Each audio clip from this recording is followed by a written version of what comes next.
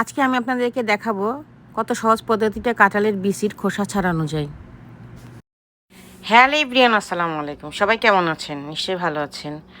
আজকে আমি আপনাদেরকে দেখাবো কিভাবে কাঁঠালের বিচি খুব সহজ পদ্ধতিতে এর উপরের খোসাটা ফেলানো যায়।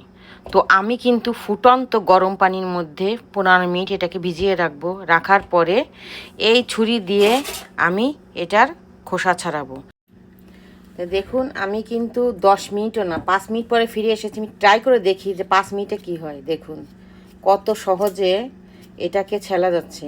আসলে আমরা তো সবসময় মনে করেন এটাকে কাঁঠালে বিচি দিয়ে মাংস খাওয়ার জন্য খুবই আমরা পছন্দ করি, আর এটা ছেলার জন্য অনেকে খেতে চায় না। তাই সহজ পদ্ধতিটা আপনাদেরকে দেখালাম। আর এটা আমি গরু মাংসতে রান্না করব।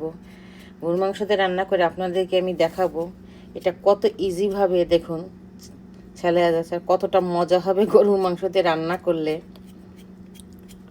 দেখুন আর একটা দেখাই, ইজি দেখছেন কত ইজিভাবে এটাকে আমরা করতে পারবো। আপনারা কিন্তু অবশ্যই এটাকে গরম পানির মধ্যে ভিজিয়ে আস্তে করে দিলেই হয়ে যাবে। এটা গরুর মাংস দিয়ে কাঁঠালের বিচি এক কথায় অসাধারণ।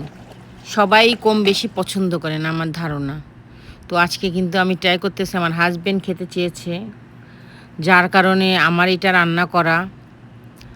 তো এখন আমি কি আমার মাংস কিন্তু কষানো হয়ে গেছে। এখন আমি কাঁঠালের বিচিগুলো দিয়ে দিচ্ছি। তারপরে পাশে আমি একটু সিমাই রান্না করেছি, আমার ছোটো মেয়েটা খেতে চেয়েছে। একদম দেখুন বাংলাদেশের মতো করে রান্না করেছি, কতটা মজা হয়েছে। আর এই দেখুন আমার কিন্তু গরু মাংস রান্না শেষ। এখন আমি আমার ছোটো মেয়েকে দিয়ে ট্রাই করবো কেমন মজা হয়েছে, ওই বলতে পারবে। আজকে আমি খাচ্ছি কাঁঠালের বিচি দিয়ে গরু মাংস আর ভাত। চলেন দেখি কেমন হয়েছে। এরপরে আমি খাবো সিমাই।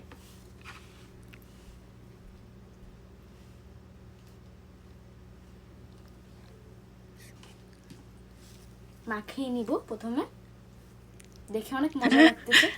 ও প্রথম মাখায় নিবে, আবার বিসমিল্লাহ বলো। বিসমিল্লাহ। কাঁঠালের বিচি খাও।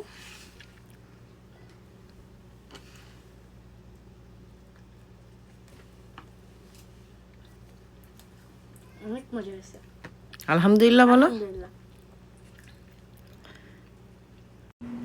আমার খাওয়া শেষ, এখন আমি সিমাই খাবো, এরপরে আমি কোক খাবো। দেখি সিমাইটা টেস্ট করে দেখি। দেখো তো কেমন হয়েছে। বিসমিল্লাহ।